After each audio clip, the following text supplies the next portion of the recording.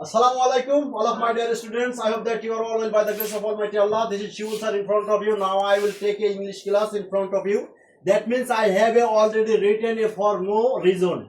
It is actually a phrasal words. Just we can use these phrasal words in our English language. Okay, all of my dear students. देखो हम लिखेंगे for no reason. For no reason माने क्या बोलो तो? অযথা বা অকারণে ফর নো রিজন মানে কি তাহলে অযথা বা অকারণে এই সেই কথাটাতে আমরা হাজার হাজার সেন্টেন্স বানাতে পারি পারি না যেমন আমি যদি বলি এটা যে ছেলেটা অযথা এখানে আসে ছেলেটা অযথা বেশি কথা বলে ঠিক আছে যদি বলা হয় ছেলেটা অযথা এখন ঘুমায় ঠিক আছে এই অযথা বা অকারণে দিয়ে হাজার হাজার আমরা সেন্টেন্স তৈরি করতে পারবো তাহলে এখন যদি আমি বলি যে ছেলেটা অযথা ঘুমায় ছেলেটি অযথা ঘুমায় বা মেয়েটি অযথা ঘুমায় মেয়েটি অযথা লেখে মেয়েটি অযথা স্কুলে যায় মানে পড়াশোনা কিছু করে না অযথা খালি স্কুলে যায় এরকম কথা বলিনি স্কুলে যায় কোনোদিন পড়ায় না এই অযথা খালি স্কুলে আসিস কেন এরকম কথা বলি না আমরা এই যে অযথা বা অকারণে ইংলিশটা কি ফর নো রিজন কি বলো তো অযথা ইংলিশ কি ফর নো রিজন অযথা ইংলিশ কি অযথা ইংলিশ কি অযথা ইংলিশ কি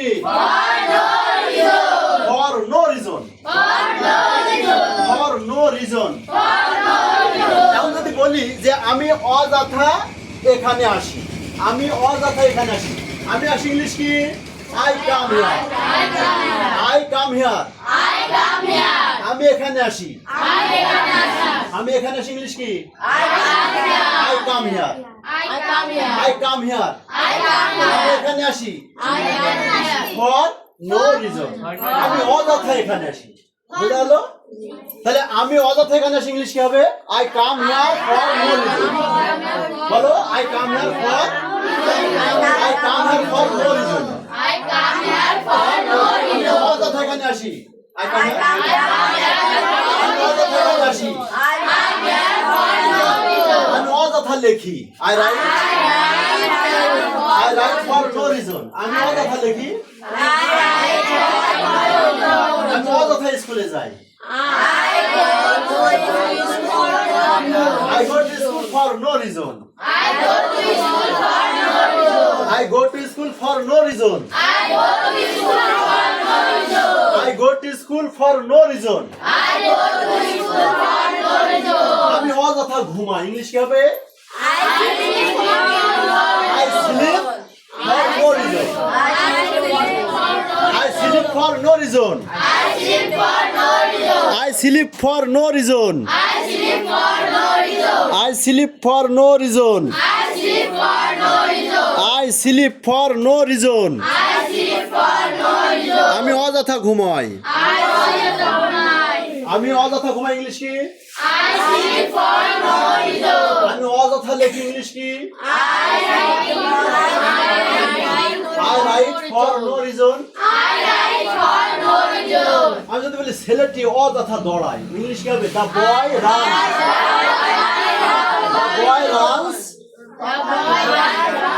for no reason. The boy runs. আমি যদি বলি মা অযথা ভাত রান্না করে ইংলিশ কি হবে mother cooks rice for no reason. আমি যদি বলা হয় ছেলেটা অযথা ফুটবল খেলে ইংলিশ কি হবে boy plays football. No reason. দেখো কি হবে the boy plays football for no reason. আর ছেলেটা অযথা ফুটবল খেলে তাহলে এই অযথাতে আমরা হাজার হাজার সেন্টেন্স তৈরি করতে পারবো না পারবো কি না তাহলে অযথা এখন যদি বলা হয় যে তারা অযথা কথা বলে তারা অযথা কথা বলে অকারণে কথা বলে তাহলে ইংলিশ কি হবে দে টক তারা কথা বলে ফর নো তারা অযথা কথা বলে ইংলিশ হবে বলো তারা অযথা কথা বলে দে টক for no reason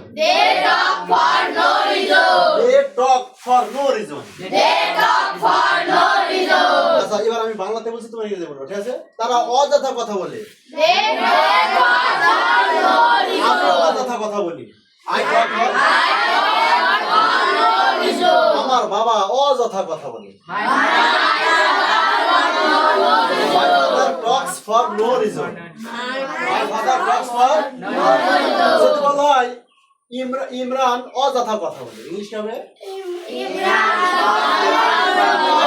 Imran talks for no reason. Ismail অযথা কথা বলে। শুভ অযথা কথা বলে। তামিম অযথা কথা বলে। মরিয়ম অযথা কথা বলে। মুসাইদ অযথা কথা বলে। আয়েশা অকারণে কথা বলে। তাহলে যে টক্স ফর নো রিজন মানে কি অযথা কথা বলে। তাহলে অযথা বা অকারণ ইংলিশটা কি? For no reason. অযথা বা অকারণ ইংলিশটা কি? For no reason. For no reason. For no reason. For no reason. অযথা অকারণে অযথা অকারণে অযথা অকারণে অযথা অকারণে অযথা অকারণে। আমি যদি বলা হয় তারা অযথা ঘুমায়, তারা অযথা ঘুমায় বা অকারণে ঘুমায়, তাহলে কি হবে? দে স্লিপ দে স্লিপ ফর। আচ্ছা আমি অযথা খেলি, ইংলিশ হবে আই প্লে। আমি অযথা খেলি, কথা ঠিক আছে? এবার যদি বলা হয় আমি অযথা কি দৌড়াই, আমি অযথা দৌড়াই, ইংলিশ কি? ঠিক আছে? এখন যদি বলা হয় যে তুমি অযথা বেশি কথা বলো, অযথা বেশি কথা বলো, ইংলিশ কি হবে? You talk more. You talk more for no. More মানে বেশি, তাহলে ইউ টক মোর, তুমি অযথা বেশি কথা বলো। You talk more for no. তুমি অযথা বেশি কথা বলো, ইংলিশ কি হবে? হলো? এবার যদি না আমার বাবা অযথা বেশি কথা বলে, ইংলিশ কি হবে? My father talks more for no reason. My father talks more for no reason. বুঝতে পারছো? বুঝতে পারছো? হ্যাঁ? ক্লিয়ার? সহজ না কঠিন? স্পোকেন দরকার আছে না নাই? এরকম সম্মিলিতভাবে স্পোকেন যখন আমরা শিখবো তখন কিন্তু আমি ইংরেজি ভালোভাবে শিখতে পারবো। তাছাড়া এই বইয়ের পড়া পড়ি আমি